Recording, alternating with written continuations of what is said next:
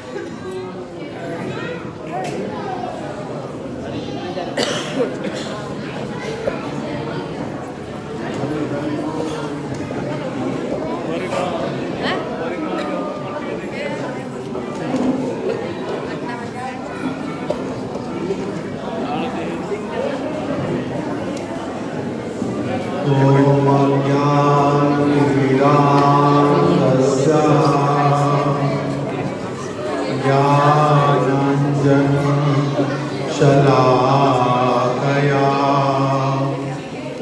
चक्षुरुन्मिलितं येन तस्मै श्रीगुरवे नमः। वाञ्छाकल्पतरुभ्यश्च कृपा सिन्धुभ्यः एव च पतितानां पावनेभ्यो वैष्णवेभ्यो नमो नमः। श्रीकृष्ण चैतन्य प्रभु नित्यानंद श्री अद्वैत गदाधर श्रीवासादि गौर भक्त वृंद। हरे कृष्णा हरे कृष्णा कृष्णा कृष्णा हरे हरे हरे राम राम राम हरे हरे। हरे कृष्णा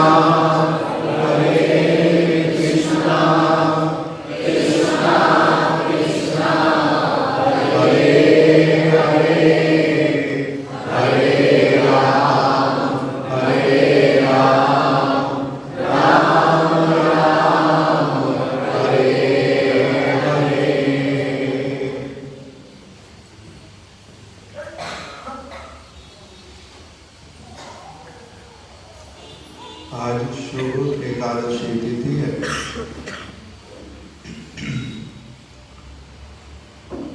हमारे श्रीपाद सिद्धांति महाराज जी श्री गौर पूर्णिमा के उपलक्ष्य में यहाँ पर पधारे हैं। नवद्वीप धाम में भक्त लोग होकर के आए हैं। श्री चैतन्य महाप्रभु का शुभ आविर्भाव दिवस सभी ने बहुत आनंद और उल्लास के साथ में पालन किया। अनेक भक्त लोग श्री नवद्वीप धाम में पहुँचे और वहाँ पर 5-7 दिन तक धाम में स्थान स्थान पर जाकर के दर्शन करना, कीर्तन करना, कथा श्रवण करना, गंगा में स्नान करना, ये सारी जो भक्ति की क्रियाएं, इस सब का बहुत सारे भक्तों ने पालन किया। और उसी के उपलक्ष्य में हम लोगों ने भी यहाँ पर श्री चैतन्य महाप्रभु की कुछ जो वाणी, उनका जो जीवन का आदर्श, उसको हम लोगों ने भी कुछ श्रवण करना प्रारंभ किया हुआ है। क्योंकि जिनकी तिथि पालन करते हैं, अर्थात जैसे कृष्ण जन्माष्टमी आई, हम कृष्ण जन्माष्टमी मनाएंगे अच्छी तरह से, तो इसका मतलब क्या होता है? भगवान कृष्ण के जीवन चरित्र से हम लोग अच्छी तरह से उनकी बातों को सुन करके समझेंगे और फिर उसको अपने जीवन में अपनाने के लिए चेष्टा करेंगे। तभी कृष्ण जन्माष्टमी मनाना होता है। हमने कृष्ण की कथाओं को सुना, कृष्ण के उपदेशों को सुना, कृष्ण के तत्व को सुना, तब क्या होता है? कृष्ण जन्माष्टमी मनाना। भगवान श्री कृष्ण अपने विषय में बोल रहे हैं, जन्म कर्म च मे दिव्यम एवं यो वेत्ति तत्वता त्यक्त्वा देहम पुनर्जन्म नाएति मामेति सो अर्जुना। हे अर्जुन, जन्म कर्म च मे दिव्यम, मेरा जन्म और मेरे कर्म, मेरी लीलाएं, ये सारी कैसी हैं? दिव्य हैं, अप्राकृत हैं, साधारण मनुष्यों की भांति नहीं है। मेरा जन्म अप्राकृत है, अलौकिक है, दिव्य है। जन्म कर्म और मेरी लीलाएं वो भी दिव्य हैं। एवं यो वेत्ति तत्वता, जो इस बात को अच्छी तरह से तत्वता जान लेता है, उसको क्या होता है? त्यक्त्वा देहम पुनर्जन्मम, इस देह को त्यागने के बाद में उसका पुनर्जन्म नहीं होता। त्यक्त्वा देहम पुनर्जन्मम नाएति मामेति सो अर्जुना। हे अर्जुन, उस व्यक्ति को जन्म मृत्यु जरा व्याधि के चक्र से छुटकारा मिल जाता है, जो मेरे तत्व को भली प्रकार से जान लेता है। इस प्रकार से उपदेश कर रहे हैं अपने विषय में कि मैं साधारण व्यक्तियों की भांति नहीं हूँ। मेरा जन्म दिव्य है, मेरी लीलाएं दिव्य हैं। इस वस्तु को समझने के लिए क्या करना पड़ता है? तद विद्धि प्रणिपातेन परिप्रश्नेन सेवया उपदेक्षन्ति ते ज्ञानम ज्ञानिनस् तत्वदर्शिना। जिस व्यक्ति ने मेरे तत्व का दर्शन किया है, जो मेरे स्वरूप को जानता है, जिसके ऊपर मैंने अगाध कृपा की हुई है, ऐसे व्यक्ति के निकट में जाकर के एक छात्र की भांति, जैसे छात्र अध्यापक के समक्ष जाकर के अपने आप को प्रस्तुत कर देता है, उपस्थित करता है, वैसे ही गुरु के निकट, जो मेरे तत्व को जानते हैं, उनके निकट जाके क्या करना पड़ेगा? उनके निकट जाकर के समर्पित होना पड़ेगा। तद विद्धि प्रणिपातेन परिप्रश्नेन सेवया। फिर वो जो उपदेश करेंगे उसको अच्छी तरह से ग्रहण करेंगे, जो नहीं समझ आएगा उसके विषय में उनसे इंक्वायरी करेंगे और अच्छी तरह से अपना लेसन जो है दिन प्रतिदिन एक एक करके सीखते जाएंगे। और उसके वो आपके प्रति अध्यापक जो है बड़े प्रसन्न हों, उनके वचनों को मान करके और उनकी सेवा करते हुए चलना। तब फिर वो क्या करेंगे, कृपा करके वो तुम्हारे को मेरे तत्व का अच्छी तरह से अनुभव करवा देंगे। इस प्रकार से भगवान उपदेश करते हैं। पुनर्जन्म नहीं होगा यदि मेरे को तत्वता जान लोगे। मेरे को तत्वता जान कैसे सकते हो, मेरे ही जो परम प्रिय तत्व को जानने वाले भक्त गुरु उनकी शरण ग्रहण करोगे। इस प्रकार से भगवान जो जो उपदेश करते हैं अपने विषय में, शांति तुम्हें कैसे प्राप्त होएगी उसके विषय में कहते हैं, भोक्ताराम यज्ञ तपसाम सर्वलोक महेश्वरम सुहृद सर्वभूतानाम ज्ञात्वा शांतिम। जो व्यक्ति भली प्रकार से ये समझ लेता है कि भगवान श्री कृष्ण ही कौन है, भोक्ताराम यज्ञ तपसाम, वही समस्त वस्तुओं के वास्तविक रूप में भोगता हैं, सब कुछ उनके लिए ही बना है। जीव जो है वो उनका दास है। भोक्ताराम यज्ञ तपसाम सर्वलोक महेश्वरम, वही ईश्वरों के ईश्वर परम ईश्वर महेश्वर हैं। और सूर्यदा सर्वभूता नाम, वही श्री कृष्ण ही सारे प्राणियों के बहुत अच्छे मित्र हैं। सुहृद, उनसे बढ़कर के और कोई अच्छा मित्र नहीं होता। जो ये भली प्रकार से जान करके मेरे से मित्रता करता है और मेरी जो उपदेशावली है उसको ग्रहण करता है, वो अवश्य ही शांति को प्राप्त करता है। इस प्रकार से भी उपदेश किया। और क्या कहा, मूढ़ व्यक्ति जो है वो क्या समझता है मेरे को, वो मेरे को समझता है, कौन सा श्लोक है ये, अब जानन्ति माम मूढ़ा मानुषिम तनुमाश्रिता। मूढ़ व्यक्ति, मूर्ख व्यक्ति वो समझता है कि मैं भी उनके जैसे ही शरीर धारण करने वाला हूँ। अब जानन्ति माम मूढ़ा मानुषिम तनुमाश्रिता, वो समझता है कि मैं उनके जैसा हूँ, किंतु बिल्कुल भी बुद्धि नहीं लगाता कि उसमें और मेरे में कैसा जमीन और आसमान का अंतर है। वो बहुत छोटा सा एक कण है और मैं अगाध समुद्र के समान हूँ। वो बहुत कम बलशाली है और मैं बहुत अधिक बलशाली हूँ। उसकी इच्छा से वो हजारों चीज़ें नहीं कर सकता, किंतु मैं पूर्ण रूप में स्वतंत्र हूँ। सब और वो अपने एक छोटे से शरीर के विषय में भी ठीक से नहीं जानता, किसी दूसरे व्यक्ति के हृदय की बात भी नहीं जानता, किंतु मैं सब कुछ जानने वाला हूँ। मेरे में और उसमें जो तुलना है वो कैसे संभव पर होती है।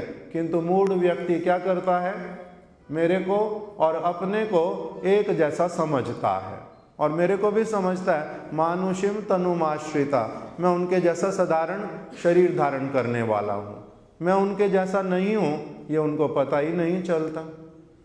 फिर क्या कहते हैं, फिर कहते हैं कि मनमना भव मदभक्त मदयाजी माम नमस्कुरु।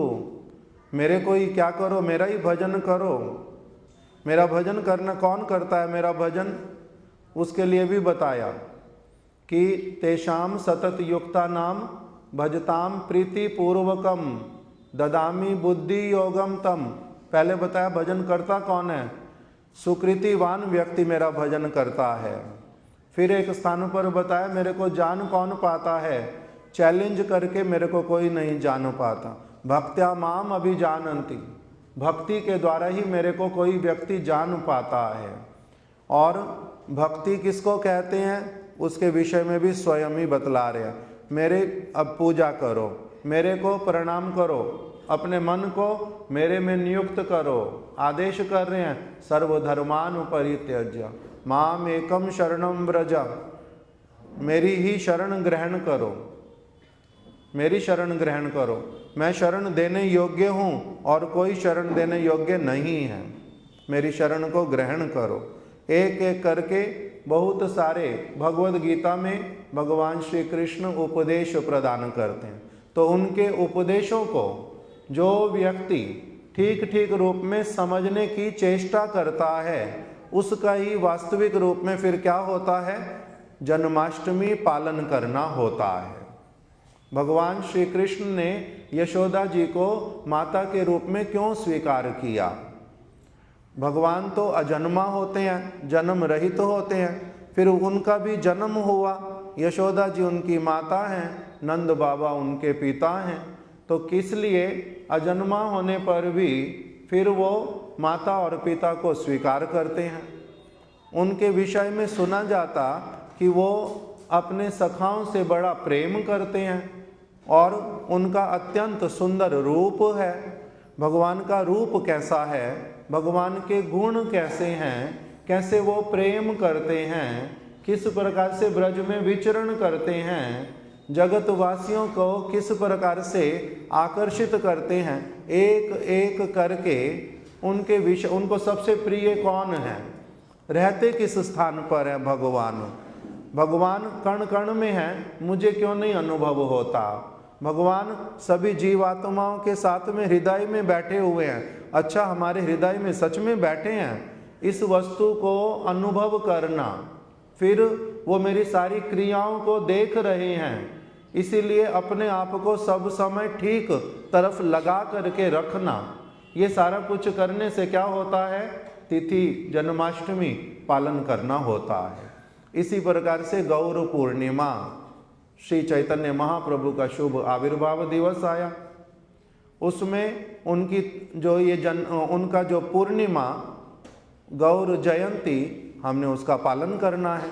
तो उनका पालन कैसे होता है, गौरांग महाप्रभु का आचरण, गौरांग महाप्रभु का विचार, उनकी उपदेशावली वो कैसी वाली है, उसमें से मेरे को जितना हो सके उसको मुझे अच्छी प्रकार से समझना है। जब उनको मैंने अपना हृदय देना है, मैंने अपना समय देना है, मैंने अपने कान देने हैं, मैं जहाँ पर भी मेरे को उनके विषय में अच्छी तरह से कुछ जो है वो वास्तविक शुद्ध शिक्षा प्राप्त होएगी, वहाँ पर मेरे को जाना है।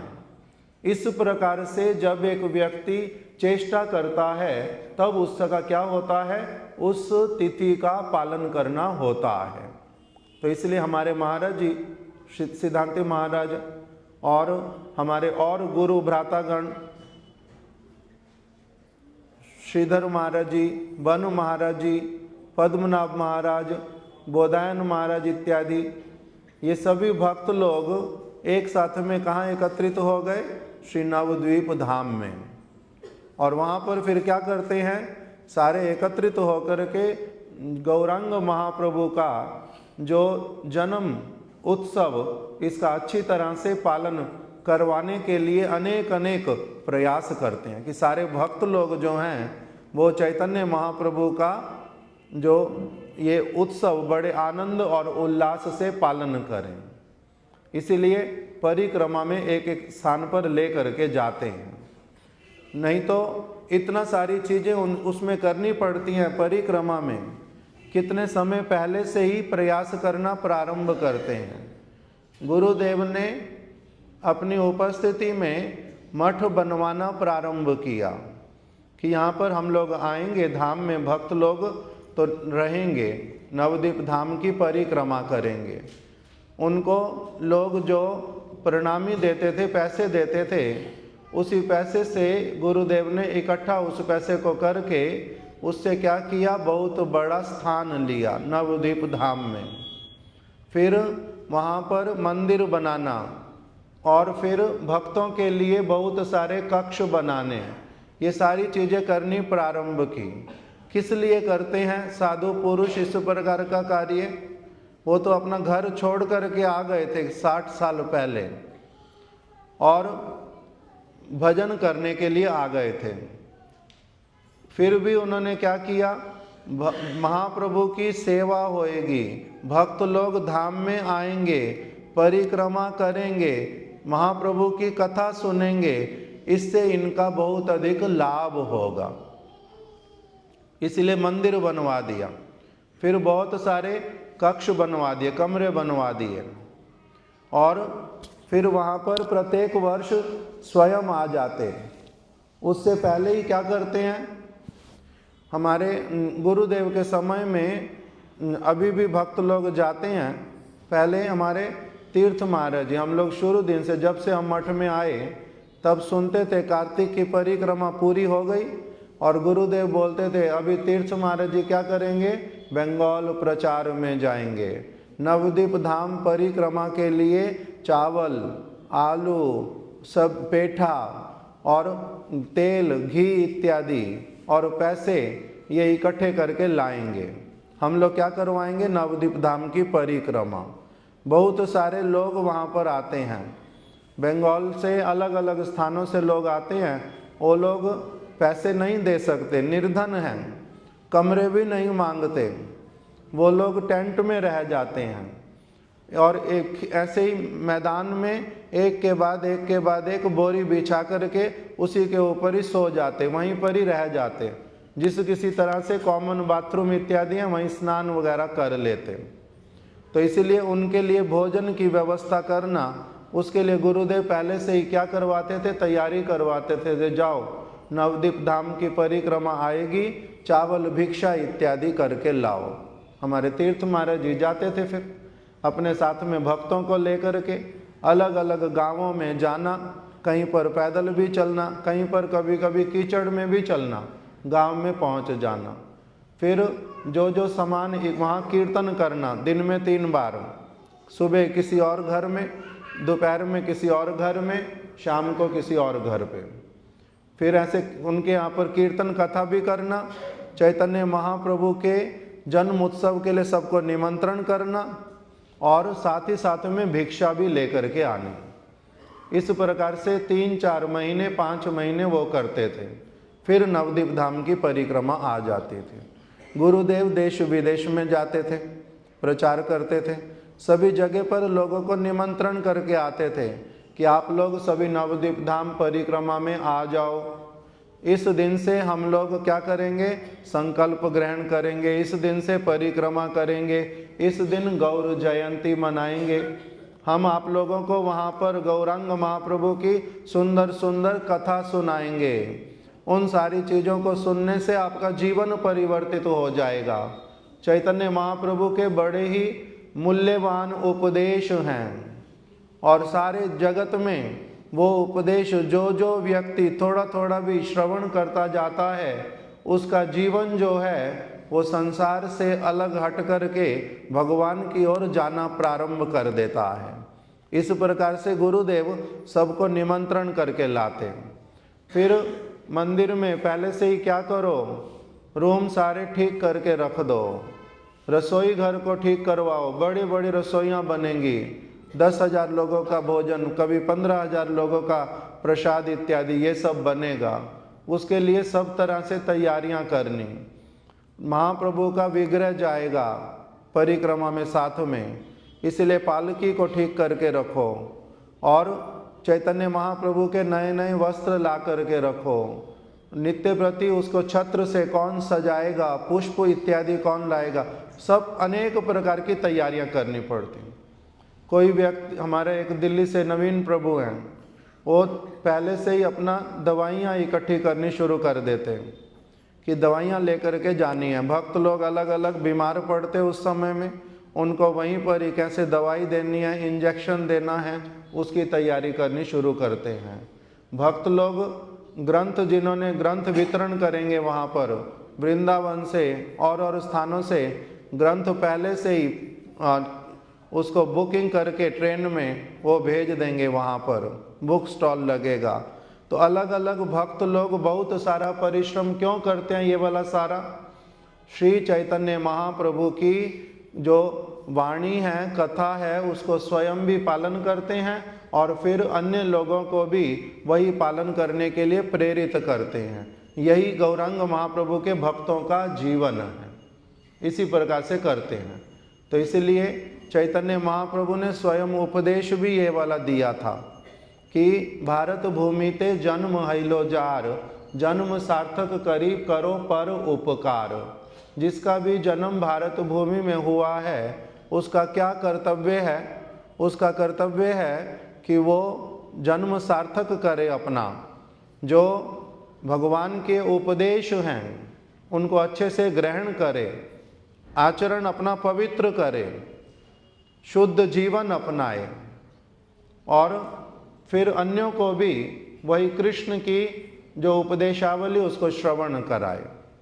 दूसरों का जन्म सार्थक होता है इससे, अन्यथा मनुष्य जन्म व्यर्थ चला जाता है।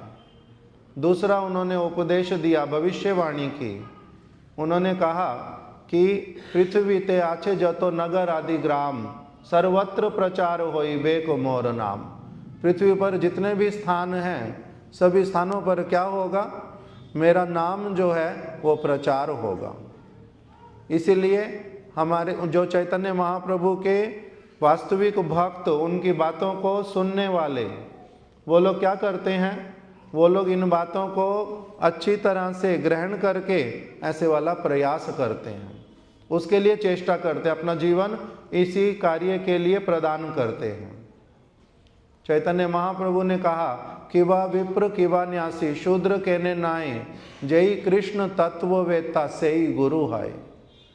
कोई किसी का जन्म किसी भी कुल में क्यों ना हुआ हो, किवा विप्र किवा न्यासी, और कोई ब्राह्मण हो, क्षत्रिय हो, वैश्य हो, शूद्र हो, अथवा कोई ब्रह्मचारी हो, सन्यासी हो, गृहस्थ हो, वानप्रस्थी हो, किवा विप्र किवा न्यासी, स्त्री हो, पुरुष हो, किसी भी भाषा को बोलने वाला हो, जय कृष्ण तत्ववेता, जो कृष्ण के तत्व को अच्छी तरह से जान लेता है, से ही गुरु है, वही गुरु का कार्य कर सकता है। इसीलिए भक्त लोग क्या करते हैं? हमारे गुरुदेव, हमने उनको देखा, हमारे शिल भक्ति विज्ञान भारती गोस्वामी महाराज जी, उनको देखा। भले ही वृद्ध अवस्था आ गई हमारे दृष्टिकोण से, किंतु उन लोगों में भगवान की कथा बोलने का उत्साह कभी भी कम नहीं होता। बहुत अधिक भगवान की कथा बोलने के लिए सब समय प्रस्तुत हैं। कभी वो हरि नाम करते हैं, कभी ग्रंथ पढ़ते हैं, कभी वो किसी को कथा सुनाते हैं, कभी परिक्रमा में जाते हैं, भगवान के दर्शन करते हैं। इसी सारी क्रियाओं में ही अपना सारा समय लगाते रहते हैं। तो इसीलिए उसी श्रृंखला में ही अभी भी हमारे जो गुरु भ्राता सबका नाम लिया, ये सारे लोग स्थान स्थान पर जाकर के प्रचार करते हैं और यही चैतन्य महाप्रभु की जो उपदेशावली इसी का पालन करते हैं। हमारे सिद्धांति महाराज जी अभी 2 दिन बाद ही, फिर 3 दिन बाद वो फिर से अपना कथा कीर्तन करने के उद्देश्य से बाहर चले जाएंगे। हमारे श्रीधर महाराज जी सारा साल कभी कहीं कभी कहीं कभी कहीं। बन महाराज जी, उनका भी उसी तरह से देश विदेश में सब जगह प्रचार के लिए जाना। इधर पद्मनाभ महाराज अभी, उधर बोधायन महाराज जी, ये सभी लोग क्या करते हैं? जगह जगह पर जो चैतन्य महाप्रभु की, प्रभुपाद जी की, हमारे गुरुदेव की जो ये सारी शिक्षाएं हैं, इन्हीं को सब समय पालन करते करते दूसरे लोगों में जाकर के वही प्रचार करते हैं। उसी के उद्देश्य से बहुत सारी जो बाहरी रूप में कठिनाइयाँ होती हैं, उन सारी कठिनाइयों को भी अपने सिर पर लेते हैं और अपने लिए कुछ करते हो ऐसा नहीं। अगर उनके निकट में कोई व्यक्ति ठीक से रहे तब देखेंगे इनका अपना जीवन जो है उसमें इनकी कोई डिमांड ही नहीं है, बड़ा सरल जीवन है इन सब का, अलग प्रकार का।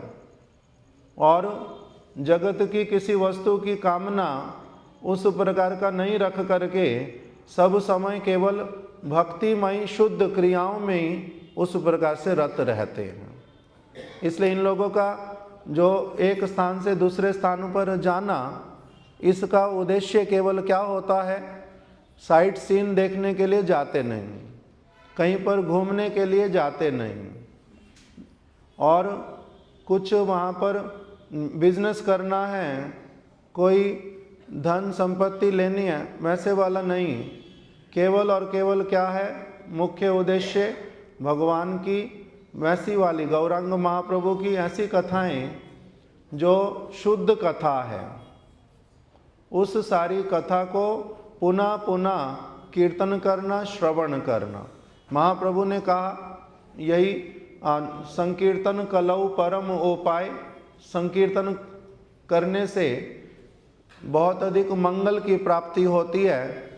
कलयुग के जीवों के लिए यही भगवान की वार्ता ही श्रवण करना, इसी से ही भगवान के चरण कमलों की प्राप्ति होती है। इस प्रकार का जो उपदेश, उसी को ही अच्छी तरह से सभी भक्त लोग ये पालन करते हैं।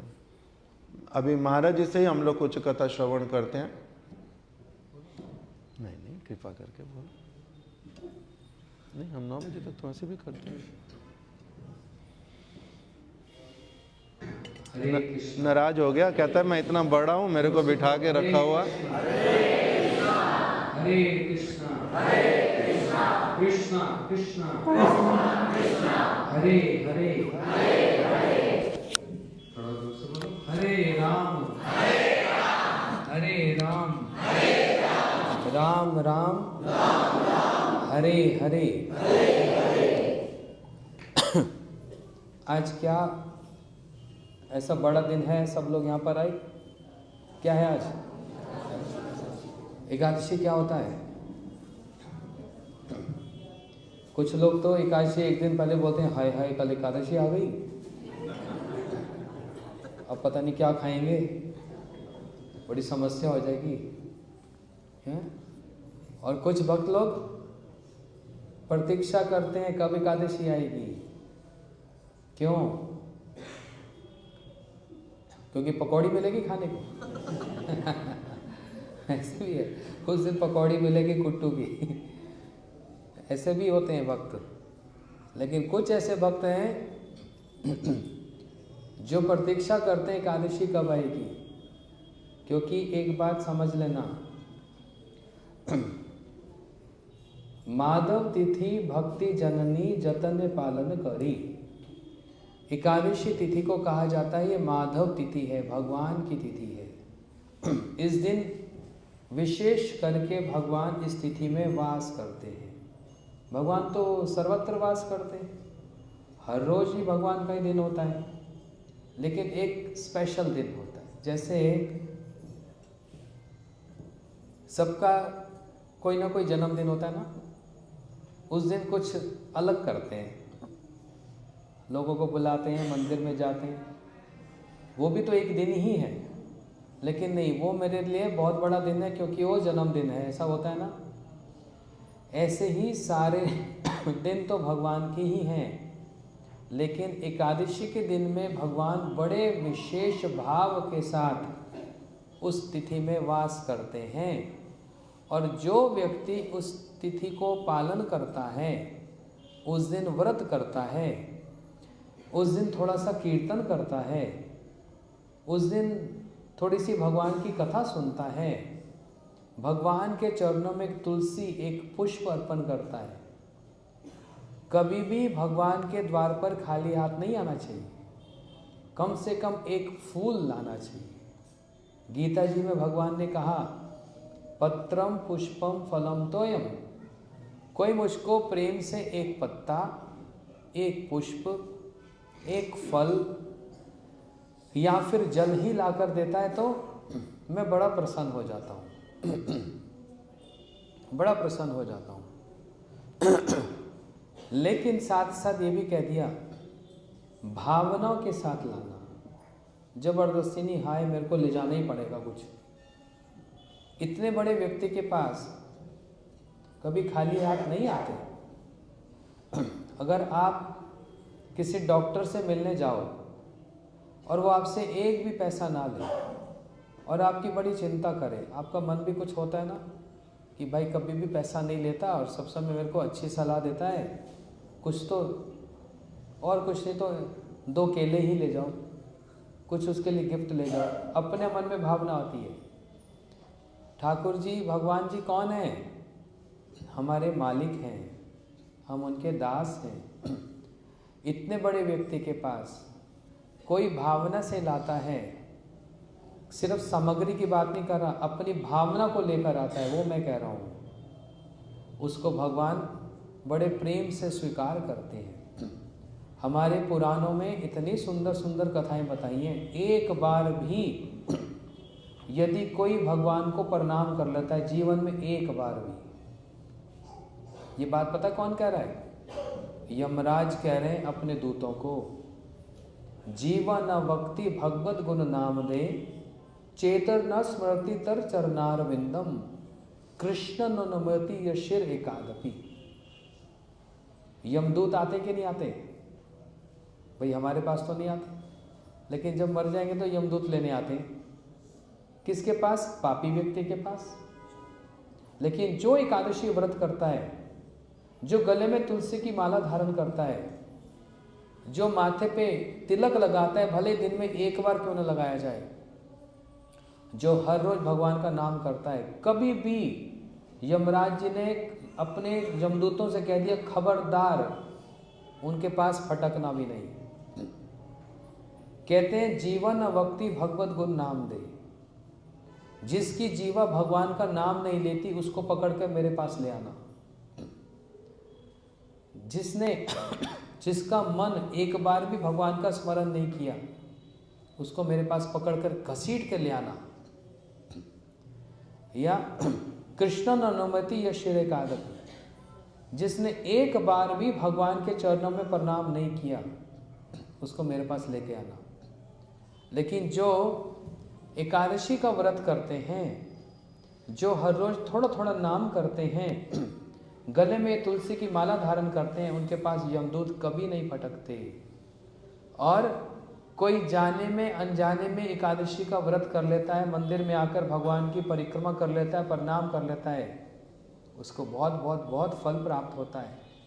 पुराणों में ऐसी कथा आती है, एक बार एक राजा रानी दोनों ही सबसे अपने महल में घंटों घंटों भगवान के मंदिर के आगे नाचते हैं। कोई उनका नाच देख नहीं सकता। भगवान के मंदिर के आगे दोनों राजा रानी नाचते हैं, उनके पैरों में घुंघरू की आवाज़ आती है। अब सब प्रणाम करो, बोलो श्री राधा माधव जी की जय। जब ये नाचते हैं, आज तक इन्होंने किसी को नहीं बताया कि हम नाचते हैं और ये क्या है, किस लिए नाचते हैं। भाई राजा को नाचने की क्या जरूरत है, उसको तो नाचने के लिए कितने लोग बैठे हैं। एक बार एक साधु जी इनके महल में आए, राजा ने उनको अपने महल में रखा और उसने देखा घुंघरू की आवाज़ घंटों घंटों चलती। मंत्री से पूछा, मंत्री तुम्हारे महल में कौन नाचता फिरता है? मंत्री ने कहा, महाराज कोई और नहीं, स्वयं हमारे जो राजा हैं और रानी दोनों नाचते हैं। लेकिन ऐसे नहीं, भगवान के दर्शन करते हुए उनके सामने नाचते हैं। साधु ने पूछा, ऐसा क्या बात है भगवान के सामने नाचते? बोलते वो आज तक हमको नहीं बताया हमें। बोलते उनको बुलाओ। राजा को बोला, मैं बुला रहा हूँ।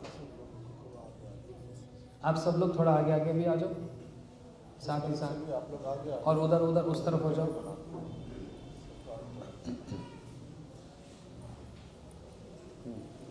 जो बाहर है अंदर आ जाइए।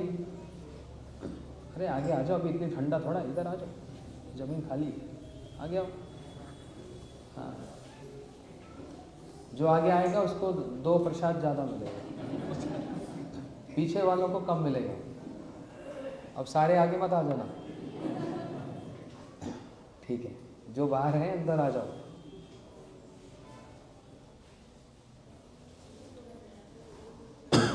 क्या बोल रहा था मैं?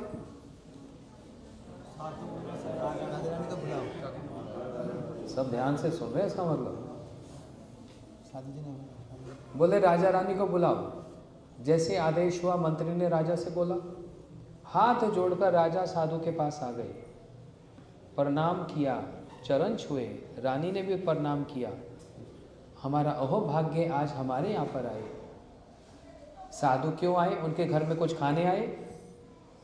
जब कोई साधु आपके घर में आता है खाने नहीं आता, उनके पास खाने के लिए बथेरा पड़ा है, समझ रहे हो? आपके घर कुछ लेने आया, लगता है ऐसा ऊपर से कुछ लेने आया, लेकिन अंदर से क्या लेने आया जानते हैं? महद विचरणम निर्णम गृहनाम दीन चेतसम। वो हमारे घरों में हमसे भगवान के नाम की भिक्षा मांगने आते हैं, हमको कुछ प्रेरणा देके जाते हैं। उनको देखने से होता है कि हाँ थोड़ा सा भगवान का नाम स्मरण हो जाता है। और कोई ऐसा वैसा आदमी आ जाता है तो क्या, अरे ये टीवी देखो, वो सीरियल देखो, सास बहू का ये देखो, ये याद आता है। और साधु जब आता है तो थोड़ा सा तो भगवान का स्मरण होता है। वही जो समय जो भगवान का स्मरण में गया, बस वही हमारा जमा पूंजी हो गई, वही जमा पूंजी हो गई हमारी है। इसलिए साधु को घर में बुलाना चाहिए। वो आपके घर खाने नहीं आ रहे, हमको प्रेरणा देने आते हैं, कुछ एक दो बात सुनाने आते हैं, समझ रहे हो? साधु कुछ ना कुछ बात तो कहेंगे, चुप बैठेंगे नहीं। अच्छा, उनसे बात निकलवाने का भी एक ढंग है। ये जो भी आप कथा सुना रहे थे ना हमारे भाई गुरु भाई, हम दोनों एक बार ट्रेन से आ रहे थे, मथुरा से दिल्ली, लोकल ट्रेन चलती है सुबह 5 बजे। अब रास्ते में होडल कोसी इतने लोग भर भर के पूरे खचाखच, आपको पता है लोकल ट्रेन 18 ना 20 रुपए की टिकट होती है, इतने लोग बैठे। अब हम दोनों बैठे, हमको चिढ़ाने लग गए लड़के, बोलते हैं आजकल तो साधु महाराजों के बड़े मज़े हैं, मोबाइल भी रखते हैं, लैपटॉप भी होता है इनके पास, सारी सुख सुविधाएं। अरे वो जमाने गए साधुओं के, जब बेचारे ऐसे पैदल ही चलते थे, आजकल तो ये गाड़ियों में घूमते हैं। बहुत कुछ कहने लगे। और मैं तो चुपचाप बैठा, क्या बोलूँ इनको, कौन भिड़े इनसे, लड़ाई हो जाए। और है 20-25 हट्टे कट्टे, मैं तो चुपचाप बैठा हुआ। ये महाराज जी चुप नहीं बैठते। ये तो होते हैं जो सामने बोल देते हैं, मन में कुछ नहीं रखते। मैं ऐसा हूँ, मन में रख लेता हूँ। कौन अच्छा हुआ बताओ? जो बोलते हैं वो ज़्यादा अच्छा होता है, मन में नहीं रखते, जो बात है बोल देते हैं। बोलता यही ज़्यादा है उल्टा। मैं बाहर के लोगों को बोल देता हूँ, अपने लोगों को बोलता नहीं, और ये हमारे ऊपर ही चिल्लाता है। तब ये थोड़ा सा भड़के, जब बड़ी लंबी बात है, इन्होंने कुछ कहा, भड़के। जब भड़के तो सुनते गए सुनते गए सुनते गए सुनते गए। फिर पता है हाथ जोड़कर क्या बोला? बोलते महाराज जी हम लोग थोड़े ना आपको कोई छेड़ रहे थे, हम तो आपसे कथा सुनना चाहते थे। अगर हम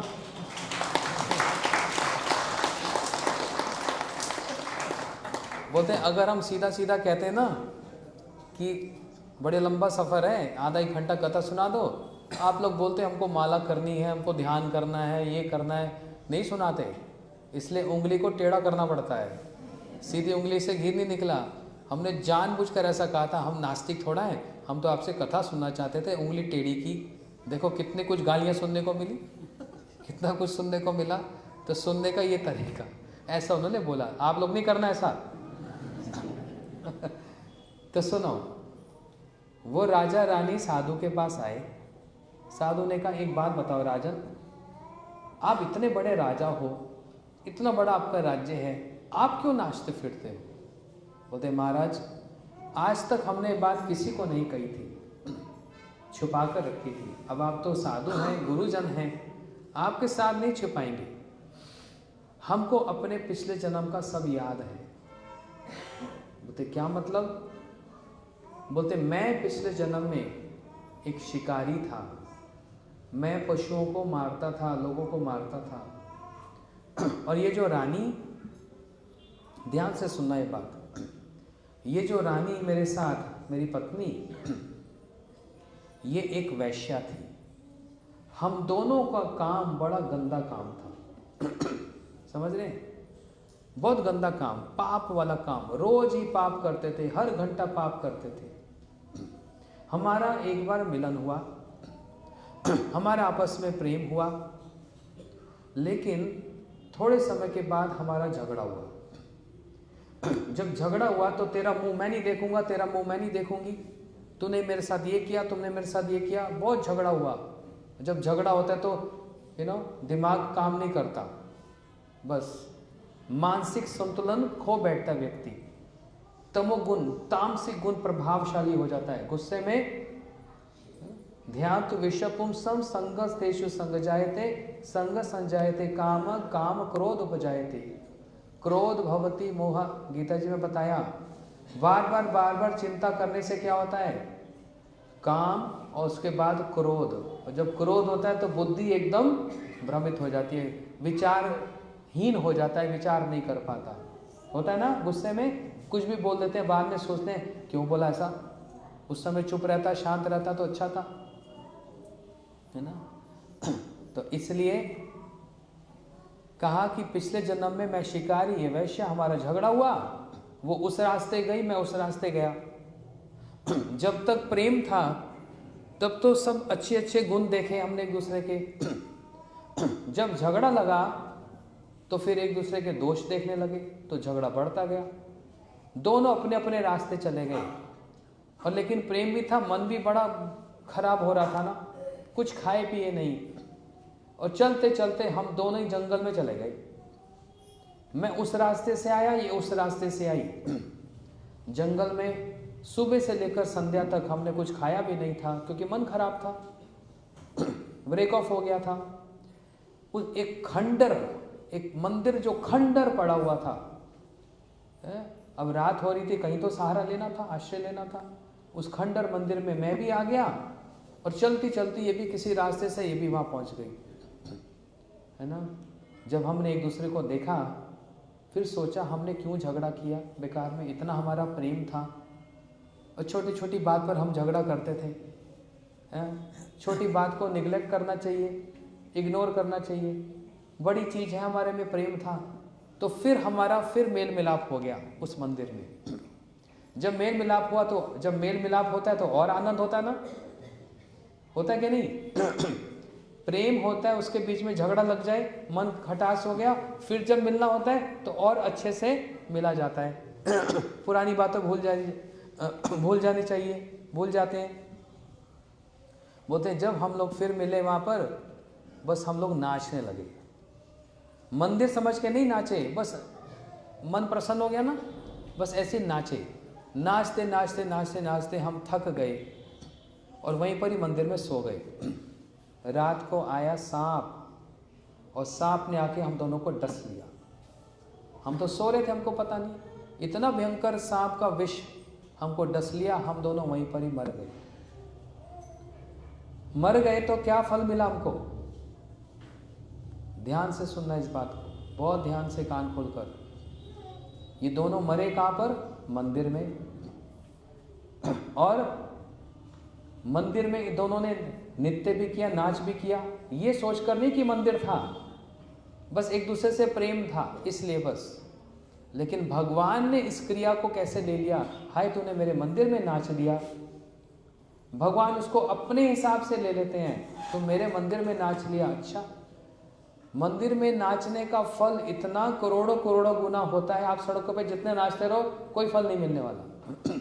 जैसी मंदिर की चौखट में आकर आपने थोड़ा सा भी नाच कर लिया, भले किसी प्रसन्नता में, आज मेरी नौकरी लग गई, आज मेरा ये हो गया, आप ऐसे नाच रहे हैं, लेकिन भगवान ये देख लेते हैं कि तुम मेरे लिए नाचा। ये बड़े व्यक्ति का बड़ा गुण होता है, वो सारी चीज को ले लेते हैं, वो सारग्राही होते हैं। तुम मेरे लिए नाचा, तो भगवान को एक बहाना मिल जाता है भक्ति देने का। ध्यान से समझना बात को। भगवान अगर कैसे विचार करते हैं, इसको भक्ति देनी, इसको नहीं देनी। ये वाला डिपार्टमेंट भगवान ने अपने पास नहीं रखा भाई, क्योंकि इनको फिर दोष लग जाएगा। उसको भक्ति दी, उसको क्यों नहीं दी, उसको क्यों दी। लेकिन भगवान मन से चाहते हैं कि सबको भक्ति मिले, क्योंकि उसी में उनको प्रसन्नता मिलेगी। तो क्या करते हैं, ऐसे आयोजन कर देते हैं कि हम थोड़ा सा भी उसके संपर्क में आ जाते हैं तो भगवान को एक बहाना मिल जाता है हमको भक्ति देने का। कैसे, अरे एकादशी का दिन था, ये मंदिर में प्रणाम करने आ गई। अब भगवान पर कोई उंगली नहीं उठा सकता, कोई ये नहीं कह सकता आपने उसको भक्ति क्यों दी। उनके पास पूरा जवाब है देने के लिए। अरे मेरे मंदिर में आके प्रणाम किया इसने। किसने आकर एक तुलसी का पत्ता ठाकुर जी के आगे यहाँ रख दिया चौखट पे, अंदर तो जा नहीं सकता कोई, लेकिन भगवान ने क्या विचार कर लिया, ओ मेरे को दिया, अब इसको भगवान को भक्ति देने में कोई संकोच नहीं होगा, कोई उंगली नहीं उठा सकता आपने उसको भक्ति क्यों दी। भगवान कहेंगे भाई इसने मेरे को तुलसी अर्पण की, इसने मेरे लिए कुछ भोग बना कर ले आया, ये मेरे लिए पुष्प ले आया, मेरे लिए मिठाई ले आया, नहीं तो अपनी भावना ही ले आया, इसने मेरी मंदिर की परिक्रमा कर ली।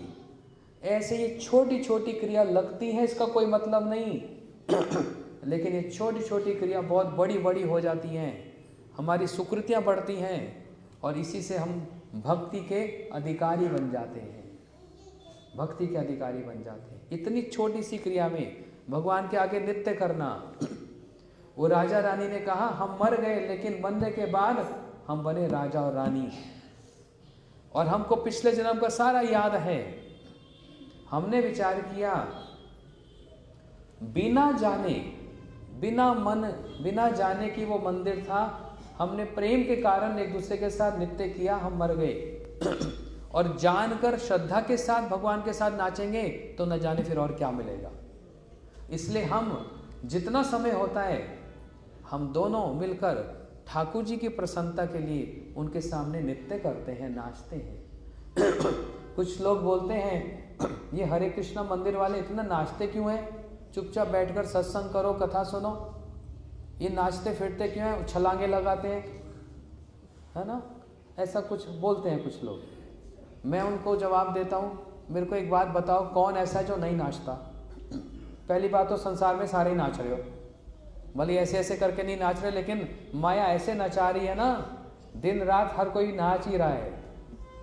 और हमारी आपकी बात छोड़ो, आप लोगों ने मीरा जी का नाम सुना, कितनी बड़ी भक्त थी, इतनी बड़ी राजरानी होकर गली कूचों में साधारण लोगों के साथ, मेरे तो गिरधर गोपाल दूसरों ना कोई, गिरधर गोपाल गिरधर गोपाल, मीरा जी कैसे नाचती थी ना।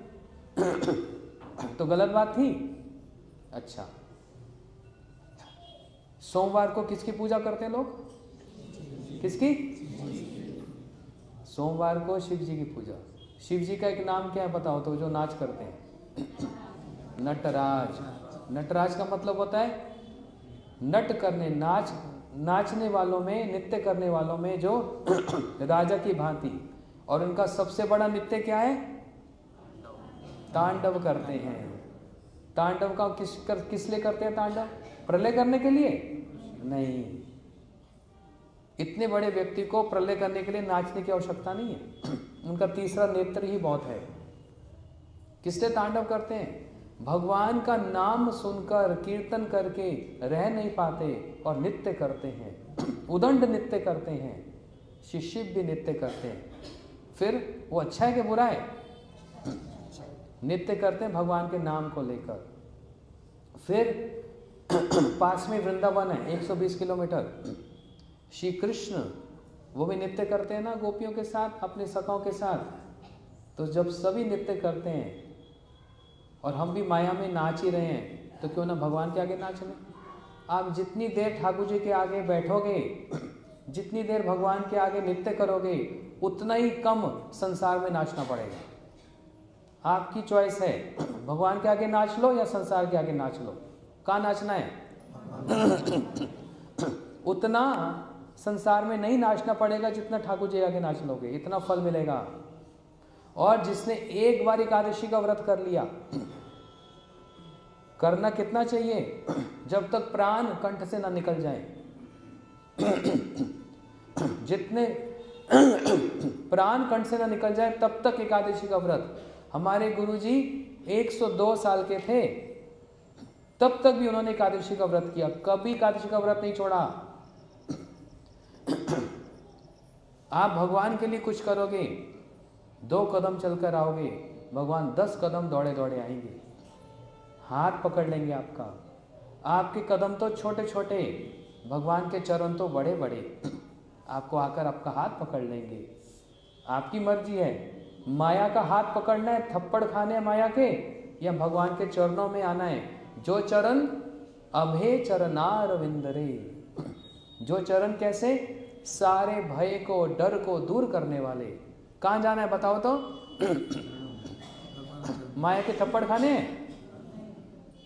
माया कैसे थप्पड़ मारती है जानते हो? ऐसे नहीं मारती मुंह पे, थोड़े दिन दुख दे देगी, फिर एक सुख की आशा आ जाएगी, फिर थोड़े दिन दुख दे देगी, फिर सुख की आशा आ जाएगी। ये है माया के थप्पड़।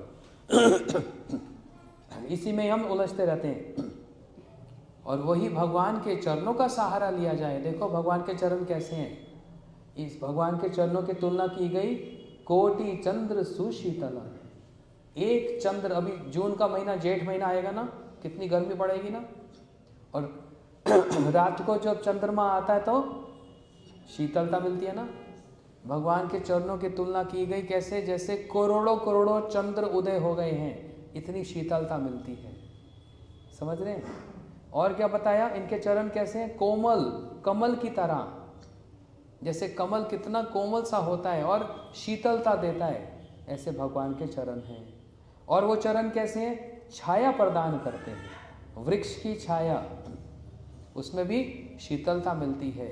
और वो चरण कैसे हैं, सब डर को भय को दूर करने वाले, अभय चरणारविंद। तो फिर क्यों हम संकोच करें? हम लोग अपने जीवन को सफल बनाएं। इसलिए पुरुष हो के स्त्री हो, बच्चे हो के वृद्ध हो, सबको ही एकादशी का व्रत जरूर करना चाहिए। एकादशी के दिन जो अन्न खाता है वो पाप का भागीदार बनता है। नरक में भी जगह नहीं मिलती उसको एकादशी के दिन अन्न खाने पर। विशेष करके ये दिन सारे के सारे पाप, भ्रूण हत्या, गौ हत्या, ब्राह्मण हत्या, इतने भयंकर भयंकर पाप सारे एकादशी के दिन अन्न में बैठते हैं। और हम उस दिन अन्न खाते हैं ना, तो क्या होता है, सारे पाप खाते हैं। उस दिन अन्न नहीं खाना, उस दिन फलाहार खाना है। बहुत सी 15-20 चीज़ें हैं खाने को, मरोगे नहीं। एक दिन अन्न नहीं खाएंगे कोई नहीं मरेगा। एक दिन अगर कोई पानी भी पिएगा तो कभी नहीं मरेगा। जानते हो आप, अगर एक दिन कुछ ना खाया जाए और सिर्फ पानी भी पिया जाए, कोई मरेगा नहीं, कोई कमजोरी नहीं आएगी। ऊपर से दिमाग में ऐसा लगता है हाय मैंने नहीं खाया, मैं कमजोर हो गया। वो जैसे गधा होता है ना, गधा पता क्या करता है गधा? बारिश के दिनों में क्या देखता है, हरी हरी घास होती है ना, पीछे मुड़कर देखता है, इतनी घास, ओए होए इतनी घास, मुझे लगता है मैंने कुछ खाया नहीं। गधा है ना। अच्छा, गधा कौन से पैर से मारता है? हैं? पीछे वाले से क्यों मारता है? आगे से क्यों नहीं मारता? क्योंकि वो गधा है।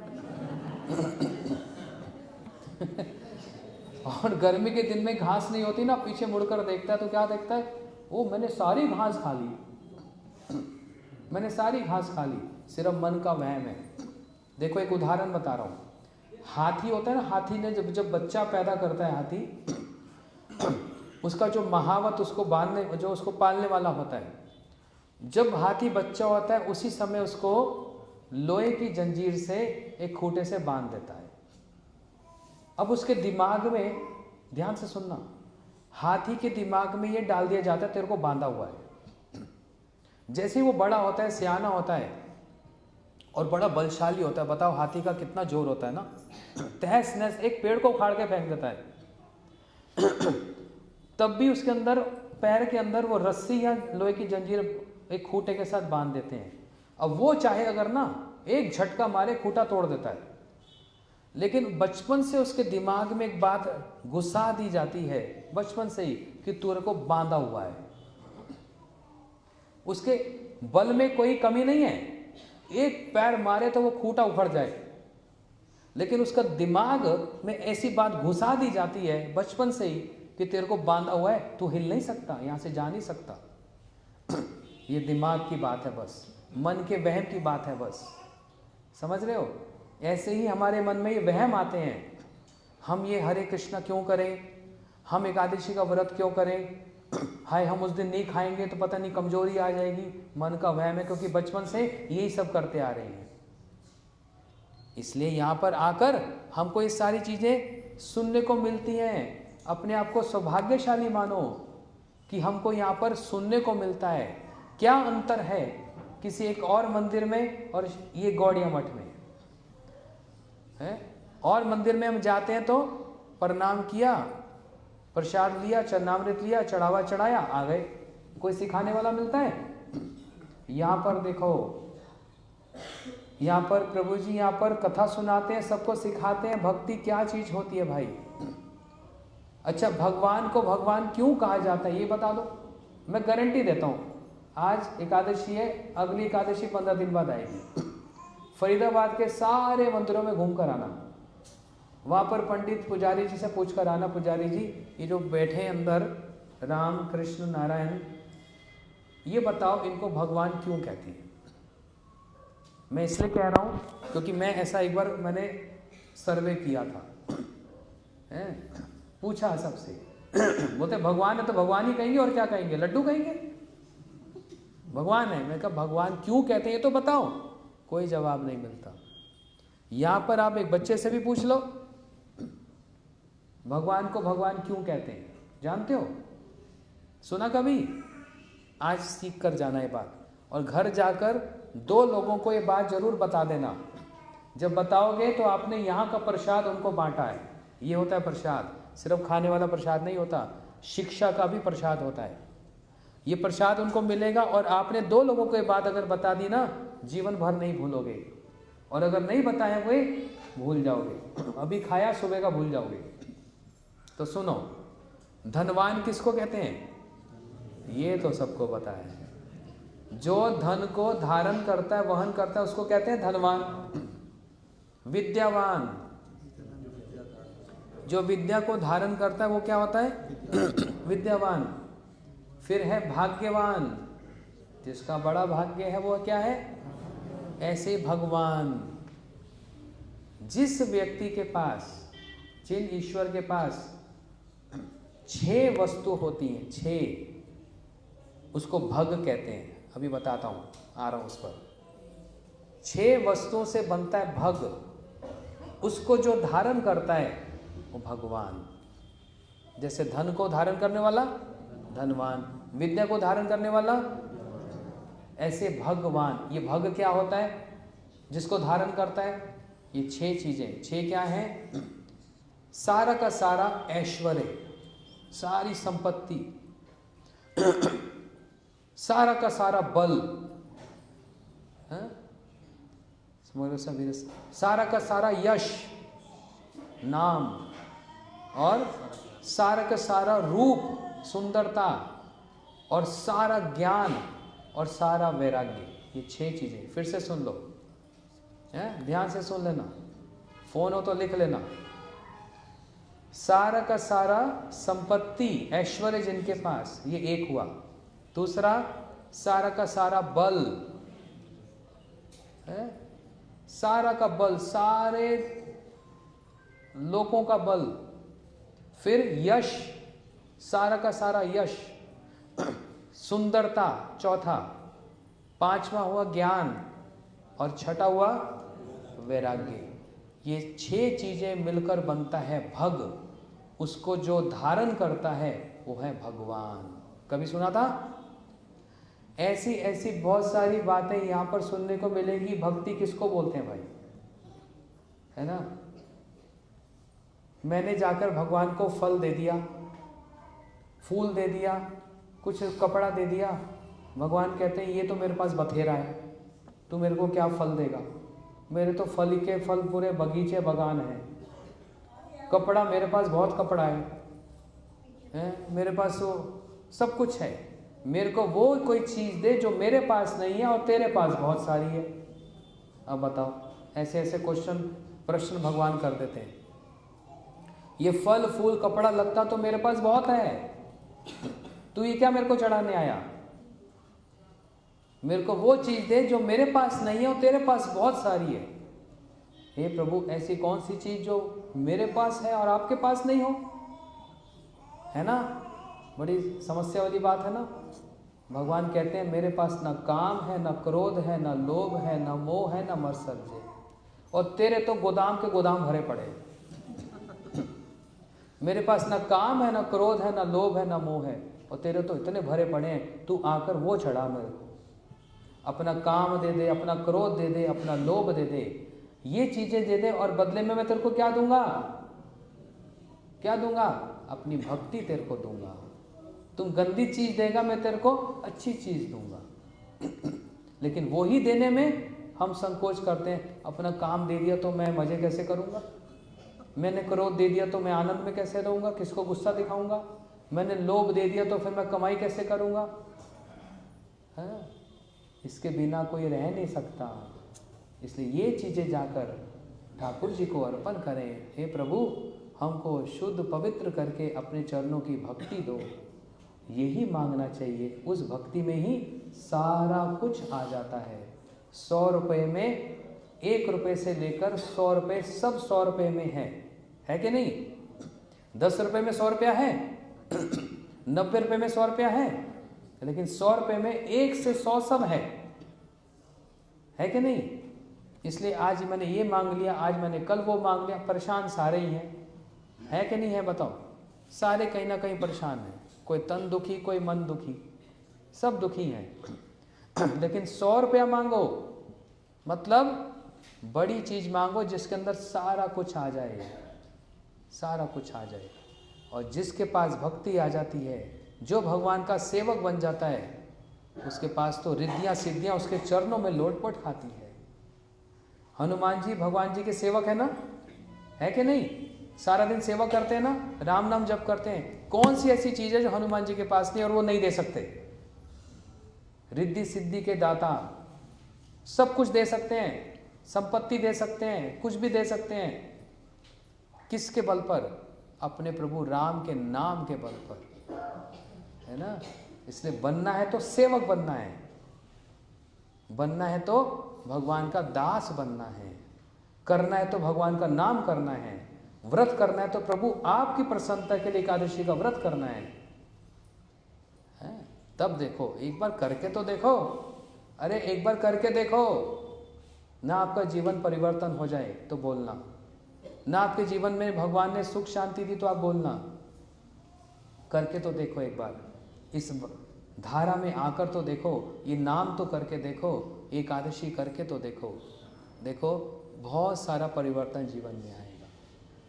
हरे कृष्णा कृष्णा कृष्णा हरे हरे, हरे राम राम राम हरे हरे। बस काम करते चलो, नाम जपते चलो। हर कोई ड्राइविंग करता है, माताएं घर में रसोई करती हैं, सफाई करती हैं। अरे भगवान ने जीव तो दी। आज मैं सुबह एक बच्चे के साथ गाड़ी में जा रहा था, ये मेट्रो स्टेशन पर मैं देखा कुछ बच्चियां कॉलेज की निकली। मैं देखा 3-4 बच्चों के हाथ में लड़कियां थी, माला थी, जैसे हम लोग ये माला कर रहे हैं ना। देखकर बड़ा आनंद हुआ। स्कूल कॉलेज के बच्चे, नहीं तो आजकल बच्चों को बोलो तो क्या बोलते हैं? शर्म आती है, दोस्तों के सामने क्या बोलेंगे, पंटायन बन गई। अच्छे सुंदर घर के बच्चे और हाथ में माला लेकर ऐसे सड़क पर चल रहे हैं, मेट्रो में जा रहे हैं। बताओ क्या इसमें कोई गलत काम कर रहे हैं? मन में जरूर ये बात होगी कि घर से घर, कॉलेज से घर जाने में आधा घंटा लगेगा, इतने में 3-4 माला भगवान के नाम की हो जाएगी। क्या बुराई है इसमें? अच्छा चलो, अगर माला पकड़ने में भी शर्म आती है, पड़ोसन क्या बोलेगी, कल तक तुम तो खाते पीते थे, ये ड्रामा करते थे, आज तुम पंडित बन गए।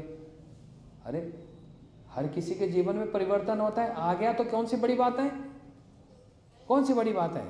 बड़े बड़े लोग, गिरे से गिरे व्यक्ति भी लोग भक्त बन गए, कौन सी बड़ी बात है? वो पिछला नहीं देखा जाता, अब क्या कर रहे हैं वो देखा जाता है।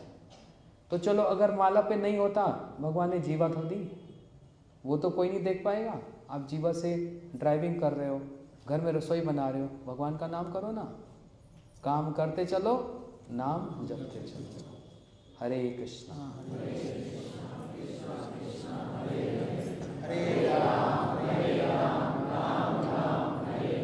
मैं तो इतना बड़ा नहीं बोला था कहने को, सारे ट्रेंड हो गए।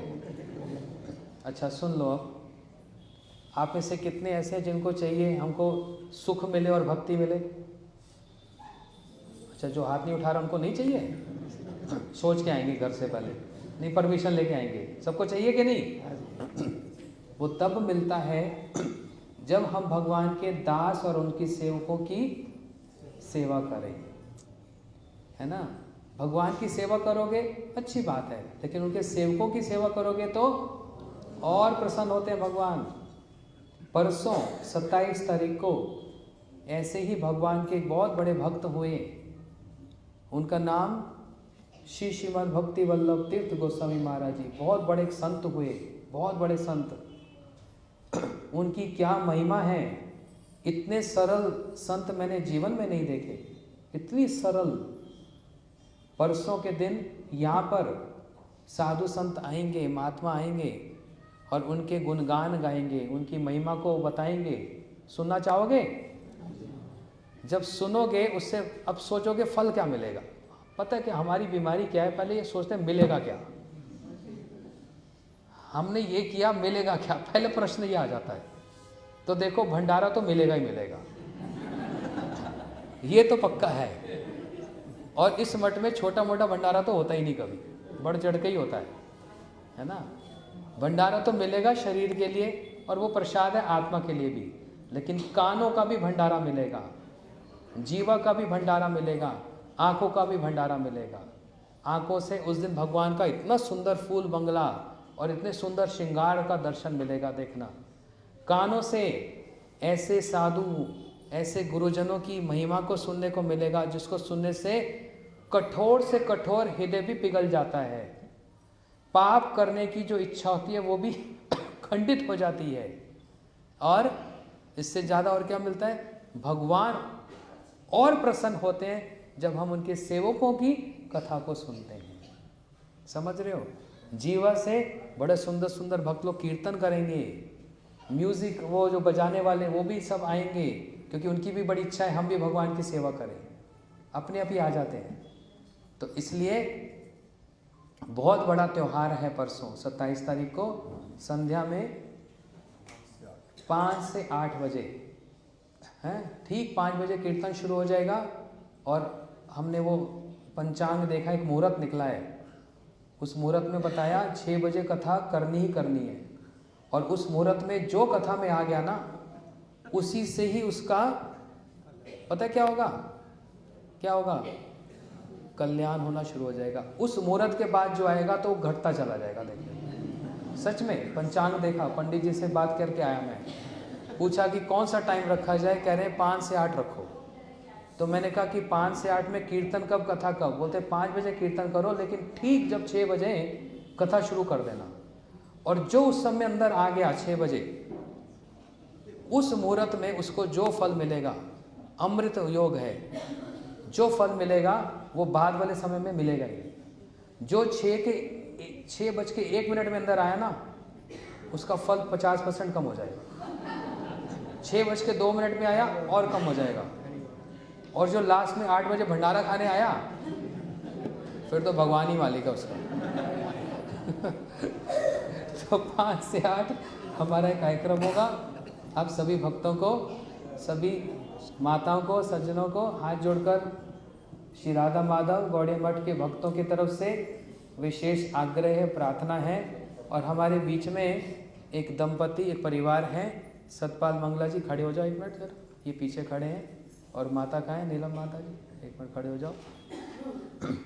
ये सारा आयोजन की रिस्पॉन्सिबिलिटी इन दोनों ने ली है। सबको हाथ जोड़कर प्रार्थना करें। उनके पास माइक नहीं है, वो हाथ जोड़ रहे हैं, जो कहना चाहते हैं वो मैं बोल रहा हूँ। हाथ जोड़ने का मतलब आप सभी लोग यहाँ पर 5 बजे आ जाओ, यही कह रहे हो ना? आप सब लोग 6 बजे कथा सुनने आ जाओ, यही कह रहे हो ना? 8 बजे भंडारा होगा, आप सब लोग प्रसाद पाना, यही कह रहे हो ना? अब बैठ जाओ।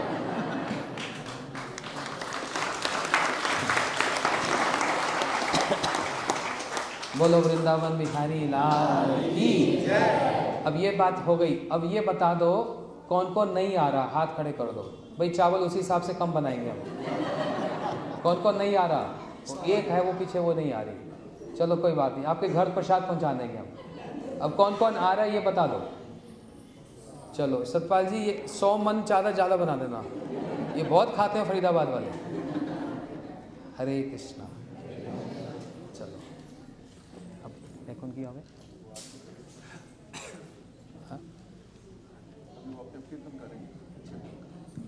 इसको मार लो।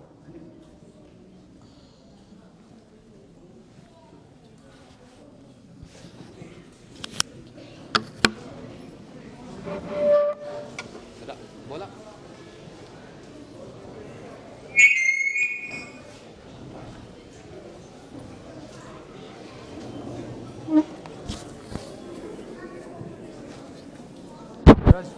give this to me.